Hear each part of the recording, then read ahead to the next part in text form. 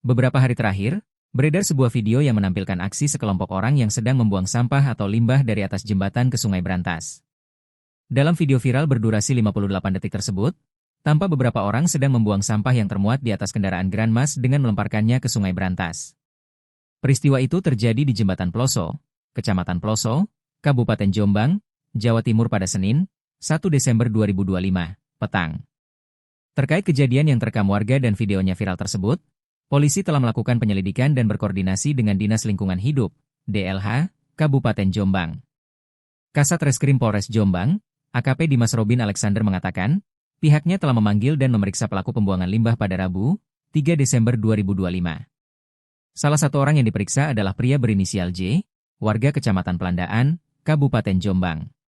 Dimas mengungkapkan, dari hasil pemeriksaan, J mengaku membuang sebanyak 12 kantong plastik limbah dari rumah potong ayam.